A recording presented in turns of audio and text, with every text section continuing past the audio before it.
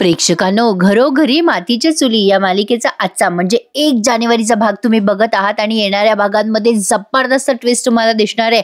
सयाजीराव ऋषिकेशच्या नवीन कंपनीला मुद्दाम त्रास द्यायचा प्रयत्न करणार आहे ऐश्वर्याच्या सोबत प्लॅन करून. आणि आता ऋषिकेशने ठरवलंय की सारंगला अद्दल घडवायची आणि त्याची नवीन कंपनी बाजारात आणायची. पण हे सगळं बघून ऐकून या जानकीच्या पायाखालची जमीन सरकली आहे. काय काय झालंय, कसं झालंय ते बघत राहा. आता या सुमित्राबाई या ओवीला म्हणत असतात, ओवी काही विसरली का ग? विसरली तरी आपलंच घर आहे म्हणा. ओवी आता मोठ्याने हसायला लागते. सुमित्राबाई म्हणतात, काय गो ओवी, का हसतेस मला? मग ओवी म्हणते, अगो आजी तू काय ओरडलीस त्या ऐश्वर्या आंटीला? तू सॉलिड आहेस आजी. मला आज फार बरं वाटलं. तिने मला हाताला धरून घराबाहेर काढलं होतं ना. मग आता ह्या सुमित्राबाई म्हणतात, हो पण तिने ते पहिल्यांदा आणि शेवटचं केलं हं ओवी. तुझ्याशी आता यापुढे कोणीही असं वागणार नाही आणि कोणाला घाबरायचं नाही ओवी, लक्षात ठेव. मग ओवी म्हणते, नाही घाबरणार आजी, माझी ब्रेव आजी आहे ना माझ्या सोबत. आता सुमित्राबाई म्हणतात, ओवी एक छोटंसं काम करशील का ग माझं? ओवी म्हणते, अगं आजी एक काय 2 काम करेल मी, तू फक्त सांग ग. मग सुमित्राबाई म्हणतात, अगं आत्ता जे घरात झालं ना ते. आता ओवी म्हणते, म्हणजे त्या ऐश्वर्या आंटीवर तू ओरडलीस ते का? सुमित्राबाई म्हणतात, हो ग तेच ते. नाही उगाच काहीतरी जास्ती व्हायचं ना. मग आता ही ओवी म्हणते, अगं आजी काही काळजी करू नको, आज आशीर्वाद बंगल्यात जे काही घडलंय ते फक्त आशीर्वाद बंगल्यामध्येच राहील, बाहेर जाणार नाही. आता हे ती इंग्लिश मधनं सांगते आणि सुमित्राबाईंना ते व्यवस्थित कळतं. त्या म्हणतात, आता कशी बोललीस? ओवी म्हणते, आजी मी निघते आता, खूप उशीर झाला ग, जावं लागल ना घरी. सुमित्राबाई म्हणतात, जपून जा हं बाळा. पण आता सुमित्राबाईंना काळजी बघा किती आहे. त्या विचार करतात, बाई बाई लेकरू एकटंच गेलंय, जाईल का ही नीट घरापर्यंत? मी जाऊ का हिच्या मागे? आणि बघा ना आजीची काय काळजी आहे. आता आजीबाई थेट घरापर्यंत त्या ओवीचा पाठलाग करत जातात. तिकडे जानकी स्वयंपाक करत असते पण तिचं चित्त थाऱ्यावर नसतं. आता तिच्या हाताला बसतो चटका. आता जानकी विचार करते, बापरे सारंग भाऊजी म्हणाले होते की चौकशी झाल्यावर ऋषिकेश घरी येतील पण अजून आले नाही. जानकी ऋषिकेशची खूप काळजी करत असते. फोन लावते तर फोन पण घेत नाहीयेत. हे काय करू? सगळं ठीक असेल ना तिकडे? का मी जाऊ तिकडे पोलीस स्टेशनला? काय करू? जानकीचं मन खूपच असं सध्या टेन्शन मध्ये आहे. मग आता ऋषिकेश येतील की नाही घरी, लवकर येतील का, असा विचार ती करतीये. आता पुढे बघा ओवी आलीये पळत पळत घरी. मग आता जानकी म्हणते, काय ग आलीस का ओवी? भेटलीस का मैत्रिणीला? गप्पा मारल्या का मैत्रिणीशी? ओवी आता तिच्या खिशातल्या सुंठवड्या या जानकीला देते. जानकी म्हणते, अगं बाई सुंठवड्या? आता ती म्हणजे वास घेऊन बघते त्या वड्यांचा, तेव्हाच लक्षात येतं तिला की तिच्या सासूने दिल्यात. पण आता तरी पण जानकी म्हणते, अगो ओवी कोणी दिल्या ग तुला वड्या? आता तिकडे बघा प्रेक्षकांना दाराच्या आडून सुमित्राबाई या मायलेकींचं बोलणं ऐकताय, म्हणजे जानकीचं आणि ओवीचं बोलणं. आता ओवी म्हणते, अगं माझ्या मैत्रिणीने दिल्या ना.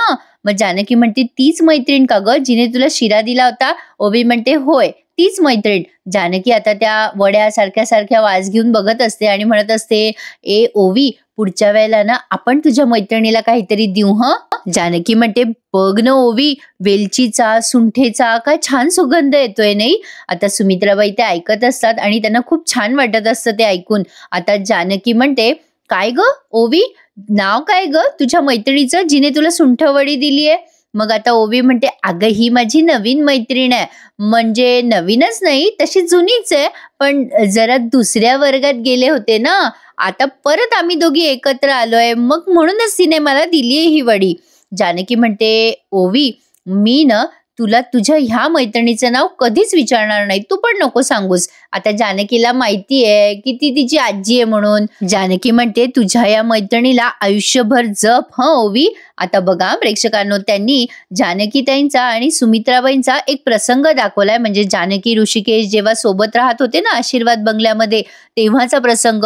एक्झॅक्टली या सासासुनांना तो प्रसंग आठवलाय. म्हणजे या सुमित्राबाई जेव्हा सुंठवड्या करायच्या तेव्हा सगळा सुगंध घरामध्ये यायचा. तो प्रसंग आता जानकीला आठवलाय की आता या सुमित्राबाई अशा सुंठवड्या बनवत आहेत स्वयंपाकघरात. जानकी तिथे आली आहे आणि सुमित्राबाईंना म्हणते, आई हे काय सुंठवड्या करताय का? सुमित्राबाई म्हणतात, मग घमघमाट सुटलाय ना जानकी. जानकी म्हणते, अहो कोणासाठी करताय आई तुम्ही? घरात कोणी सुंठवड्या खात नाहीत. खोकला आला सर्दी झाली की औषधं घेतात. मग आता या सुमित्राबाई म्हणतात, बाई तुझी लाडकी लेक ओवी तिच्या समोर वाटीत खोकल्याचं औषध घेऊन गेलं ना की ती लगेच अंगणामध्ये पळून जाईल बघ. जानकी म्हणते, अच्छा एवढा सगळा घाट लाडक्या नातीसाठी आहे, लाडक्या ओवीसाठी म्हणजे तुमच्या नातीसाठी घाट घातलाय तर. मग आता सुमित्राबाई म्हणतात, मग आहेच माझी ओवी लाडकी. मग जानकी म्हणते, अच्छा प्रत्येक घरामध्ये तुमच्यासारखीच अशी लाडकी आजी असायला हवी आणि म्हणून त्या सुमित्राबाईंना मिठी मारते. मग सुमित्राबाई म्हणतात, तर माझी नात आहेच लाडकी. मग सुमित्राबाई जानकीला म्हणतात, बघ ग जानकी कशा झाल्या वड्या. मग आता जानकी म्हणते, अरे वा नातीच्या आधी चक्क माझा मान पहिला. असं म्हणून तिने त्या सुंठवड्या खाल्ल्यात आणि आता ती म्हणते, आई वा काय छान झाल्यात वड्या. आणि आता तो प्रसंग आठवून ती एकदम मोठ्याने बोलते, आई तुमच्यासारखी सुगरण खरंच कुठे नाहीये. म्हणजे आता या क्षणाला ती बोलते आणि सुमित्राबाई ते ऐकतात. आता ती आठवण सुमित्राबाईंना पण आली आहे आणि जानकीला पण आली आहे आणि दोघींचेही डोळे पाणावलेत जुन्या आठवणी आठवून. आणि ओवीला पण कळतंय की तिच्या आईला खूप आठवण येते आजीची म्हणून. आता जानकी म्हणते, ओवी ही सुंठवडी फक्त सुंठवडी नाहीये बरं का, यात मायेचा सुगंध आहे, साखरेसारखा प्रेमाचा गोडवा सुद्धा आहे, मैत्रीची ऊब आहे या सुंठवडीमध्ये, जीवाला जपेल असं सगळं घातलंय ग यामध्ये. तुझी मैत्रीण पण अशी सुंठवडी सारखी आहे बरं का ओवी, तिला जप ज्या मैत्रिणीने तुला ही सुंठवडी दिली आहे ना तिला कधीच अंतर देऊ नकोस ओवी. आता सुमित्राबाई सगळं ऐकतात आणि खूप रडायला लागतात तिथे. आता जानकी म्हणते, तुझ्या मैत्रिणीवर खूप प्रेम कर ओवी. ओवी म्हणते, हो आई मी माझ्या मैत्रिणीला कधीच अंतर देणार नाही, खूप खूप प्रेमाने वागेल तिच्याशी. असं म्हणून ओवी तिच्या आईला बिलगते. आणि आता या मायलेकींचं बोलणं ऐकल्यानंतर सुमित्राबाई तिथून निघून जातात. प्रेक्षकांनो काल परवापासून सुंठवडी चालली आहे, यांची पण त्याची रेसिपी काही दाखवली नाही बाबा यांनी. नाही म्हणजे आपल्यालाही कळलं असतं ना की नेमकी ही सुंठवडी यांची सुगंधावाली बनते कशी.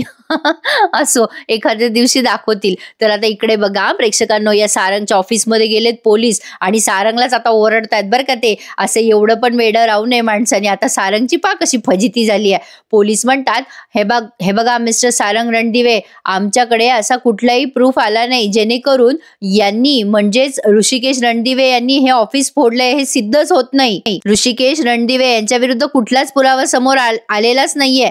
ज्यांनी ऑफिसची तोडफोड केली ते माणसं पण सापडलेलं नाहीये. मग आता ऋषिकेश पण झापतो बरं का या सारंगला. सारंग म्हणतो, याच्या बायकोला विचारायला सांगा, त्या माणसांना याच्या बायकोनेच कुठेतरी पाठवून दिलं असणार आहे. काय आहे ना, यांचं ऑफिस फोडलं तर माणसं याच्याच बायकोने पाठवली होती. मग आता सारंग म्हणतो, इन्स्पेक्टर साहेब याला सांगा माझ्या बायकोच्या विरुद्ध अजिबात आरोप करायचे नाही, पुरावा नसेल तर. माझं ऑफिस फोडायला यांनीच माणसं पाठवले असणार आहे. आता हे ऐकल्यानंतर त्या ऋषिकेशचं डोकं खराब होतं ना. आता तो मोठ्याने ओरडतो, तो पोलीस त्याला सावरत असतो. आता ऋषिकेश म्हणतो, नीच काम करायला एवढं खालच्या पातळीवर उतरलेलो नाहीये मी सारंग, कळलं का. हे ऑफिस मी माझ्या कष्टाने उभं केलंय, माझ्या बुद्धीने आणि जिद्दीने. सुमित्रा एंटरप्राइजेस ही नावारूपाला आलेली आहे. मीच उभ्या केलेल्या वास्तूला मीच नासधूस केली, हे बोलायला लाज नाही वाटली का रे तुला. सारंग म्हणतो, लाज कशाला वाटायला पाहिजे, मी काय खोटाळ घेतोय का. ओ इन्स्पेक्टर साहेब, मला ईडीओ मध्ये जे दिसलं ना त्या आधारे मी तक्रार दाखल केलेली आहे. मग ऋषिकेश म्हणतो, झालं का रे सिद्ध. झालं, आता मी सिद्ध करून दाखवतो स्वतःला. तुम्हाला स्वतःला सिद्ध करून दाखवतो आणि लायकीच दाखवतो तुम्हा सगळ्यांना तुमची. सारंग आता लक्षात ठेव, या घरातून बाहेर पडल्यानंतर माझी मुलगी आणि माझी बायको मला महत्वाची होती.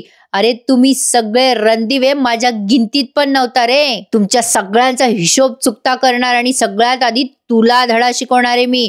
नासधूस काय असते ना ते तुला दाखवून देतो मी आता. या फुकट मिळालेल्या कंपनीच्या जोरावर रुबाब दाखवतो का रे मला. थांब आता. ही सुमित्रा एंटरप्राइजेस, या सुमित्रा एंटरप्राइजेसच्या विरोधात मी माझी कंपनी उभी करेल सारंग. आता ऋषिकेश असा वळतो ना त्या सारंगकडे, तेव्हा सारंग त्याच्या गालावर हात ठेवून घेतो. त्याला वाटतं पुन्हा बसली एखादी तर. तो ऋषिकेश रागात असतो ना. मग आता ऋषिकेश त्याला म्हणतो, तुला दाखवतो मी सारंग आता. या ऋषिकेश रणदिवेच्या टक्करला कोणी नाहीये. ज्याच्या कंपनीमध्ये आणि घरात मानाने मिरवतोयस ना तू, ते सगळं हिसकावून घेईल मी. चॅलेंज आहे या ऋषिकेश रणदिवेचं तुला. आता भेटूयात आपापली कंपनी घेऊन मार्केटमध्ये. तयार राहा सारंग, तयार राहा. आता तो त्याच्या गालावर असं नुसता हात ठेवतो बरं का प्रेक्षकांनो. घाबरतो ना पुन्हा सारंग.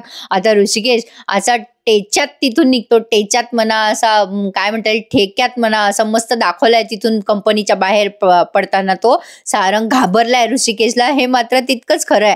आता मजा येणार आहे पुढचे भाग बघायला. पण आता एक्झॅक्टली आपल्या जानकीबाई हे होऊ देणार आहे का?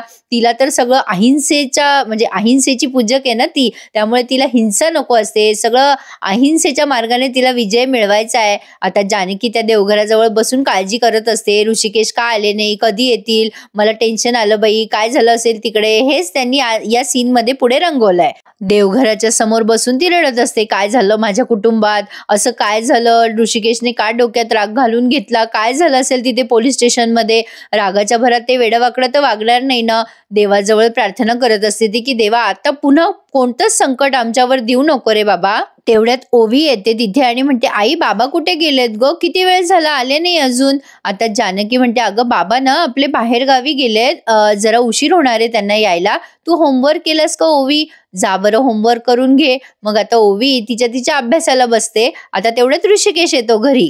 ओवी म्हणते बाबा आलात तुम्ही. आता जानकी म्हणते ऋषिकेश आलात, अहो केव्हाची तुमच्या वाटेकडे डोळे लावून बसले होते मी, काय झालं तिथे पोलीस. आता असं पुढे काही बोलणार ती. तेवढ्यात ओवीला बघून जरा भानावर येते आणि म्हणते ओवी अगं बेटा तू जरा आत बसशील का अभ्यासाला. मग ओवी म्हणते हो आई चालेल. असं म्हणून आता ओवी जाते आतमध्ये तिचं दप्तर वगैरे घेऊन. मग जानकी म्हणते ऋषिकेश अहो काय झालं, तिथे काही प्रॉब्लेम नाही झाला ना, पोलीस स्टेशन मध्ये सुखरूप होतात ना तुम्ही तिथे.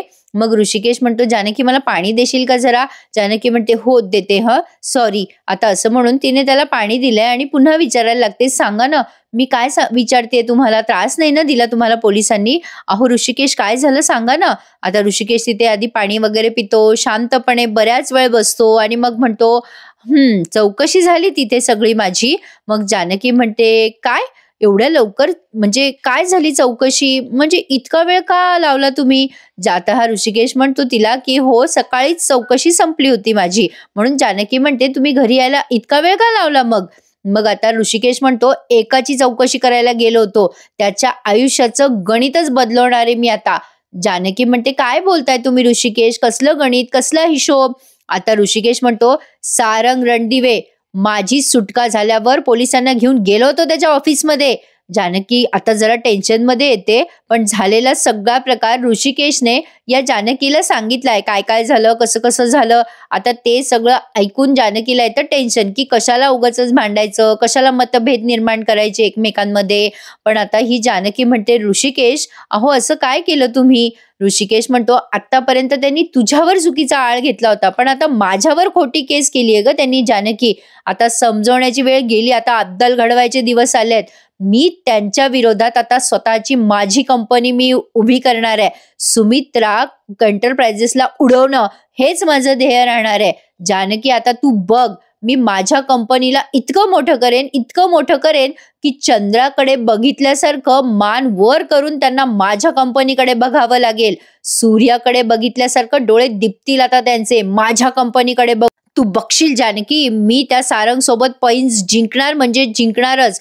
जानकी म्हणते पैंज तर जिंकालो तुम्ही, पण आपल्या माणसाला गमवाल त्याचं काय. आता त्या ऋषिकेशला पुन्हा राग येतो आणि तो म्हणतो जानकी काय ग तुझं, किती वेळेला सांगतोय मी तुला की माझ्यासाठी फक्त 2च गोष्टी महत्वाच्या आहेत, तू आणि ओवी. आणि माझ्या घरातही एवढे 2च माणसं आहेत, मी बाकी कोणाला भीक घालतच नाही. तुला सांगून कळत नाहीये का, भिकेला मी अजिबात म्हणजे वाव देणार नाहीये. त्या सारंग आजपासून माझा पक्का वैरी झालाय. त्या सारंगला आता अशी भिकेला लावतो ना मी की तो नाही स्वतःची कंपनी विकून खायला प्यायला लागेल तर नाव ऋषिकेश लावणार नाही मी. म्हणजे त्याचं असं म्हणणं आहे सारंगला त्याची कंपनी विकायला लावलच मी. आणि ऋषिकेश हे नक्की करू शकतो प्रेक्षकांनो. आता काय होईल माहिती का पुढे, हे सगळे ना म्हणजे जानकी आणि ऋषिकेश खूप पुढे जातील, श्रीमंत होतील आणि ऐश्वर्या आणि सारंग गरीब होत जातील. आता ऐश्वर्या काय तिच्या वडिलांकडे चालली जाईल, पण आता हे सगळे कुठे जातील, ते होतील बेघर आणि येतील ऋषिकेश जानकीकडेच. म्हणजे एक वेळ अशी येईल की ऋषिकेश आशीर्वाद बंगला पण विकत घेईल, काही सांगता येत नाही प्रेक्षकांनो, मालिकेमध्ये काही होऊ शकतं. आता बघा इकडे या सारंगने ऐश्वर्याला सगळं सांगितलंय की असं असं झालं, ऋषिकेश दादा ऑफिसला आला. ऐश्वर्या आता म्हणते काय सांगताय तुम्ही सारंग, हे असं झालं. सारंग म्हणतो हो ना, दादा फार रागात होता त्यानं मला चॅलेंज दिलंय ऐश्वर्या. माझ्या दादाचं बिझनेसच्या बाबतीत डोकं लय तरबेज आहे ऐश्वर्या, आणि दादानं जर ठरवलं ना तर तो आपल्या कंपनीला नक्की बुडवल बघा. म्हणजे तो आपल्या कंपनीचं नुकसान करल म्हणजे करलच ऐश्वर्या. ऐश्वर्या म्हणते, सारंग तुम्हाला वाटलंच कसं की मी असं होऊ देईल? अहो मी उभी आहे ना तुमच्या सोबत सारंग, माझे डॅडा उभे तुमच्या पाठीशी खंबीरपणे. तुम्ही कशाला टेन्शन घेताय? त्या लोकांच्या तोंडात फक्त जोर आहे, माझ्या डॅडाच्या हातात पॉवर आहे. जेव्हा पॉवर हातात असते ना सारंग, तेव्हा असे समोरचे असे असे चुटक्या वाजवते ती आणि म्हणते असे असे गार होती. आता सारंग म्हणतो, ऐश्वर्या तुमचा किती आधार वाटतो मला, किती समजून घेता तुम्ही मला. आता लगेच ऐश्वर्याच्या मनात येतं की या सारंग जवळ सुमित्राबाईंची म्हणजे लावालावी गाराणे करावे, म्हणून ती विचार करायला लागते बरं का आता. आणि सारंगला कशी मॅन्युप्लेट करते बघा. सारंग म्हणत असतो, ऐश्वर्या तुमचा फार आधार वाटतो मला.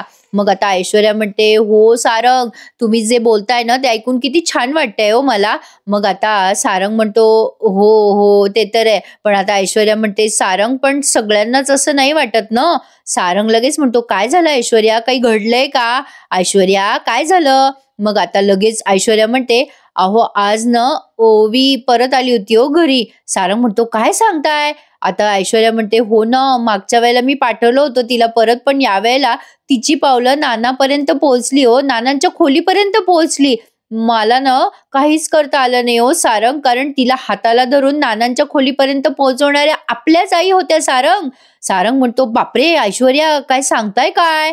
पुन्हा बघा प्रेक्षकांनो ती काय बोलते. आता अवंतिका या दोघांचं सगळं बोलणं ऐकते. ऐश्वर्या म्हणते, तुम्हाला काय सांगू सारंग, मला आई काय काय बोलल्या हो. ऐश्वर्या अशी लगली तोंड बारीक करते, रडायला लागते. सारंग म्हणतो, सांगा ना ऐश्वर्या, आई काय बोलली तुम्हाला, बोला काय बोलली आई? आता ऐश्वर्या म्हणते, सारंग काय बोलू तुम्हाला, आई मला म्हणाल्या गप्प बस, तुझं थोबाड फोडायला मी मागे पुढे बघणार नाही, अशा बोलल्या हो आई मला. सारंग म्हणतो, काय सांगताय ऐश्वर्या, असं कसं शक्य आहे? अहो मला असं म्हणायचंय की आई अशी बोलणार नाही हो, पण आईची भाषा अशी नाही हो, खरंच आई अशी बोलली नसेल हो तुम्हाला. अवंतिका ऐश्वर्याचं हेही रूप बघते हा प्रेक्षकांनो. सारंग म्हणतो, अहो खरंच माझ्या आईची भाषा अशी नाही हो ऐश्वर्या. ऐश्वर्या म्हणते, अहो आजी पण हेच बोलल्या त्यांना, अगं सुमित्रा अशी काय भाषा बोलते, ऐश्वर्याला अशी का बोलते? पण खरं सांगू तुम्हाला सारंग, अहो मी एवढी वाईट आहे का हो, खरंच सांगा. आता लगे ऐश्वर्या रडायला लागते मोठ्याने. सारंग लगे चलबिचल करतो आणि म्हणतो, अहो ऐश्वर्या अहो रडू नका हो ऐश्वर्या, अहो असं काय करताय तुम्ही ऐश्वर्या, अहो तुम्ही रडल्या ना का मला कसं तरी होतं हो, प्लीज रडू नका ना ऐश्वर्या, मी बोलीन ना आईशी, आणि तुम्ही प्लीज घर सोडून जायची भाषा करू नका. आता ऐश्वर्या अशी वचकते त्याच्यावर, ए बाबा मी कशाला घर सोडून जाईल, तो घाबरतो ना, हिला काय झालं मध्ये. सारंग आता दचकला बर का. मग ऐश्वर्या म्हणते, सॉरी सारंग, ते जरा माझं रडता रडता आवाज वाढला, जरा टोन वाढला माझा, पण मी कशाला घर सोडून जाईल हो सारंग, काय नाटकं करते अरे. आता लगेच ती सारंगच्या गालावर हात ठेवते आणि म्हणते, सारंग अहो मी कशी राहिलो तुमच्याशिवाय, मी तुम्हाला असं एकटं नाही सोडणार सारंग, मला नाही माहिती, तुम्ही आत्ताच्या आत्ता जा आणि बोला आईशी. अहो सांगा हो आईंना समजावून, त्यात जे काही वागताय बोलताय ते योग्य नाहीये सारंग, हे सगळं बंद करा तुम्ही, ऐका माझं सारंग. आता त्याचा हात काय धरते, त्याला गालावरून त्याच्या हात काय फिरवते. मग आता सारंग जायला निघतो, पण पुन्हा म्हणतो, अहो मी गेलो असतो ऐश्वर्या आईकडे आता, पण उद्या बोलतो मी आईशी, आता ती नानांना गोळ्या देत असेल, मी शांततेत बोलतो, तुम्ही नका काळजी करू. आता बघा तो त्या ऐश्वर्याच्या गालाला हात लावायला जातो, तेव्हा ऐश्वर्या अशी त्याला पटकन बिलगते बरं का. आणि त्या सारंगला काय भारी वाटतं एकदम, अरे वा आपल्या बायकोने आपल्याला मिठी मारली. अरे देवा प्रेक्षकांनो, काय तमाशा आहे यांच्या घरात. म्हणजे ती ऐश्वर्या अशी उपकार केल्यासारखीच त्याला जवळ घेते, अशी बायको कुठली करते का? आता त्या सारंगला असं वाटतं ही जवळ घेते, हातात हात देते, तेच फार झालं, म्हणजे ही चक्क वापर करते. एवढी साधी सुधी गोष्ट या सारंगला कळू नाही का? ऐश्वर्या त्याला अशी मागून बुक्का देऊ का काय अशी खाणाखुणा करत असते सारंगला. आता अवंतिका हा या दोघांचा खोटा खोटा रोमांस बघते बरं का, आणि विचार करते, बाप रे कसली ऐश्वर्या आहे ही, हिने आधी आई आणि लेकरामध्ये फूट पाडली आणि आता आजी आणि नातीमध्ये अंतर निर्माण करते. नाही नाही, काही झालं तरी सौमीला हे कळलंच पाहिजे, असा विचार करून अवंतिका आता जाईल सौमित्रकडे, पण तो भाग आज दाखवलेला नाहीये. आता तो भाग आपल्याला कदाचित उद्या बघायला मिळेल. आता बघा ही जानकी सकाळी सकाळी सगळ्या गावकऱ्यांना ते ऍप्लिकेशन कसं वापरायचं ते शिकवत असते. हे बघा, हे आपलं ऍप आहे शेतकरी हितकरी. आता यामध्ये तुम्हाला प्रॉफिट आणि लॉस दिसेल वगैरे वगैरे. इथे सगळी माहिती दिसेल. इथे आपला माल विकायचा थेट कसं काय ती माहिती दिसेल. हे सगळं तिने त्या लोकांना समजवलंय. आता ते लोक म्हणतात, वा जानकीताई, आपल्या ऋषिकेश दादानी ही जबरदस्त कंपनी उघडली आहे. आता आमचा सपोर्ट ऋषिकेश दादालाच असेल. आता ही जानकी समजवते, अहो दादा, हे फक्त ऍप्लिकेशन आहे, कंपनी नाही. मग ते लोक म्हणतात, अहो नाही जानकीताई, आपल्या ऋषिकेश दादाने नवीन कंपनी उभी केली आहे. हे ऐकून जानकीच्या पायाखालची जमीनच सरकते. आता तिला हे दुसऱ्या लोकांकडनं कळलंय, या गोष्टीचं वाईट तिला जास्ती वाटतंय. कारण तिचा नवरा तिला प्रत्येक गोष्टी शेअर करतो आणि ही एवढी मोठी गोष्ट शेअर केली नाही. पण मला असं वाटतंय प्रेक्षकांनो, ऋषिकेशचा हा निर्णय योग्य आहे. आता कसं ना ते सांगते पुढे. आता या दोघांमधलं डिस्कशन बघा. ते लोक हे सांगून निघून जातात. तेव्हा जानकी ऋषिकेशला विचारते, हे काय ऋषिकेश, तुम्ही नवीन कंपनी उभी केलीत आणि मला सांगितलं पण नाही? मग आता ऋषिकेश म्हणतो, हो, तुला सांगायला तू तरी कुठल्या गोष्टी सांगतेस मला? आजकाल आपण एकमेकांपासून लपून छपून बऱ्याच गोष्टी करतो ना.